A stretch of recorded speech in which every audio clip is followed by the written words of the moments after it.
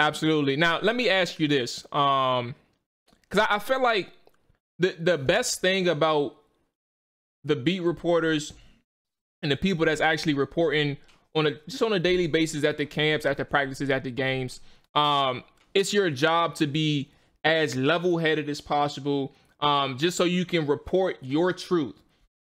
How is the perception of the team from the eyes of the media, people like you, and people like the people that your coworkers and stuff like that? How is the perception of the team, in your opinion?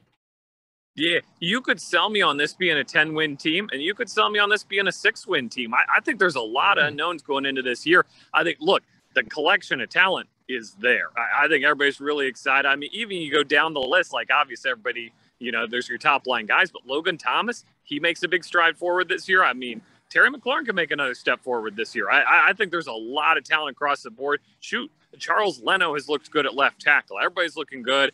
What do we say, though? It's the depth. If Fitzpatrick goes down, they're toast. If Logan Thomas goes down, they're toast at tight end. They haven't really built up that depth and that kind of full top-to-bottom program yet. And then on defense, you say, okay, well, Jamin Davis hasn't been looking great. You're hoping he makes a step forward. And then at cornerback, I think Landon Collins, I don't know if we'll talk about this or not, I think Landon Collins is in for a big year, but it's reasonable to say, what if he doesn't? So this is really one of the more fascinating seasons I can remember. Look, I think they're the best team in the NFC East, especially with Dak hurt. But, as with any team that's not great, it could go off the rails. Absolutely. So since we were on a depth conversation, I guess I'll knock this question out right now.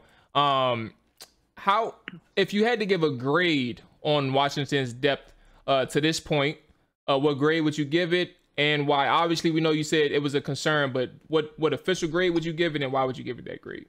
Yeah, I'm going to give it a D, but I also think it's deliberately that way. Ron Rivera could have made splashier free agent signings. They have the salary cap space. They certainly had the draft capital to go trade and get somebody, or to trade up, get a quarterback, spend big money on somebody. They could have done those things. I think Ron Rivera views it as a team that's 1 year away, and that's why he chose not to. Not to say they can't be something this year, but I think turning the corner into 22, that's when you're going to see him start pushing the chips towards the middle of the table, start to say, hey, this is our time. Who do we need to go get? We'll go pay how much we need to pay to get them.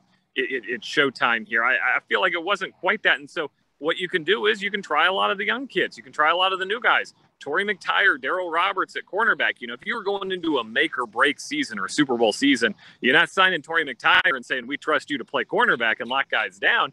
But hey, in this season where I think you're hoping to just stay above 500, tread water, maybe slide into that NFC East title again. What a great time to learn what you've got. And they did it last year. You found out J.D. McKissick, pretty good. Logan Thomas, pretty good. They made some finds last year. Cam Curl, certainly a great find coming out of the draft last year. So I trust this talent evaluation group when they grab these young guys, these unknown guys. I think they know what they're doing. Whole hard in the trenches. Ask a nigga what he benching. Triple digits, nigga. Don't forget to mention. Whole hard in the trenches. Ask a